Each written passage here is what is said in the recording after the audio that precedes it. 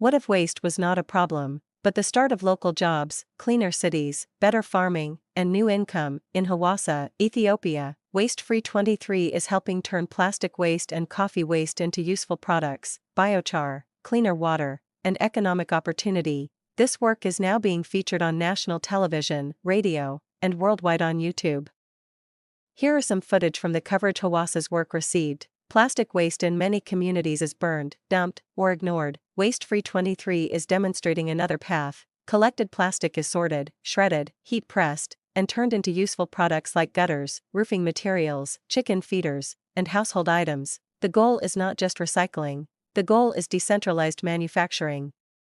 Small local systems that create products, jobs, and immediate value from waste.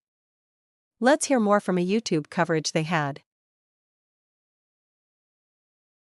ኢትዮጵያ በታዳሽ ኃይል ብሎም ባረንጓዴ አሻራ ከአካባቢ ብክለት ነፃ የሆነ ኃይልን በማምረት ውጤታማ ተግባራትን እየከወነች ትገኛለች። Waste-Free 23 በዓለም አቀፍ ደረጃ ከአካባቢ ብክለት ነፃ የሆነ ከባቢን ለመፍጠር እየሰራ የሚገኝ ግብረሰናይ ድርጅት ነው። ድርጅቱ በሐዋሳ ከተማ ከወዳደቁ የፕላስቲክ ቁሳቁሶችና ከቡና ገለባ ለግንባታ ለእንስሳት መኖና ለአፈር ማዳበሪያነት የሚውል ግብዓት በማምረት ላይ ይገኛል። ባዮቻር ከቡና ገለባ ከአቮካዶ ፍሬና ከተለያዩ ግብአቶች የሚመረት ሲሆን ለእንስሳት መኖ እንዲሁም ለአፈር ማዳበሪያነት የሚያገለግል ሰለሞኑ በዌስት-ፍሪ 23 የፕሮጀክቱ አባልና ቴክኒክ ድጋፍ ሰጪ ባለሙያ ዲለን ሜክስዌል ይገልጻሉ። In Uganda we've seen the milk production የባዮቻርን ከእንስሳት መኖ ጋር በመቀላቀል በዩጋንዳ የወተት ምርት 50% በሲዳማ ደግሞ 20% ተጨማሪ ወተት ማግኘት ተችሏል። ከዚህ በተጨማሪም ባዮቻር ለምርትና ምርታማነት ከፍተኛ አስተዋጽኦ የሚያበረክትና ለእጽዋት እድገትም ተስማሚ ነው። and everything grows better. ባዮቻር ለኃይል ምንጭነት ከመዋል ባለፈ ለእንስሳት መኖና ለአፈር ማዳበሪያነት ተስማሚ መሆኑ በላቦራቶሪ ምርመራና በሳይንሳዊ መንገድ መረጋገጡን የሚገልጹት ደግሞ የዌስት-ፍሪ 23 የሐዋሳ ማዕከል አስተባባሪ አቶ ሀብታሙ ኤልያስ ናቸው። ማረጋገጫ አለን ካናዳ ሀገር ኬንያም ሀገር ወስደን እዚህ ላቦራቶሪው እንትናላለን ቼክ ተደርጓል። እዛ ላይ ጂማ ዩኒቨርሲቲ ወስደን ቼክ አስደረገናል። ቴስት ተደርጎ የውስጡ ያለው pH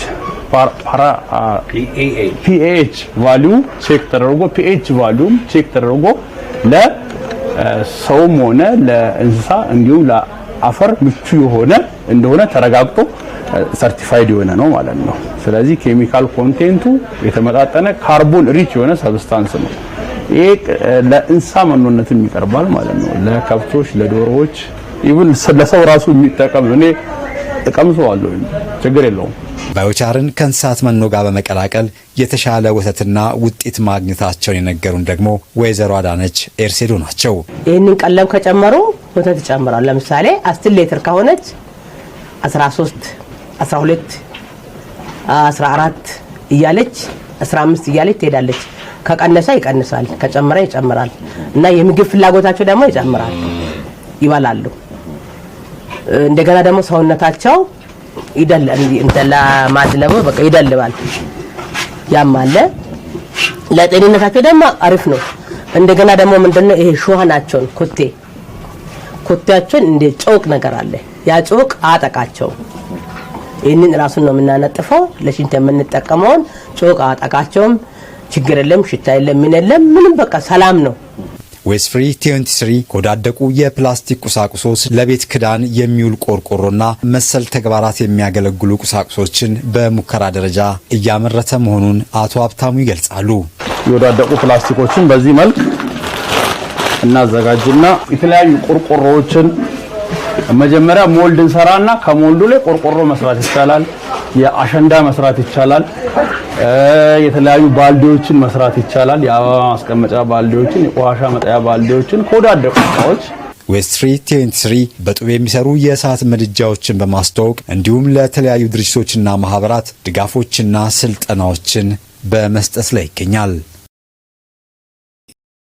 ባዮቻር ለቡና ለሚያድገው ቡና ለፈርቲላይዘርነት ይጠቅማል። ሁለተኛ ለምንድነው የሚጠቅመው? ጋዙን እናመጣውና ለጀነሬተሮችና እዛ ለሚሰሩ መኪናዎች በጋዝ በተፈጥሮ ጋዝ ከዚህ በሚገኘው ሂት ማለት ነው። በሂቱ ጋዙን አኮሞዴት እናደርገው በኮንቴነር አድርገነው ወደ ኢነርጂ ሶርስነት እንዲሆን እናደርገው።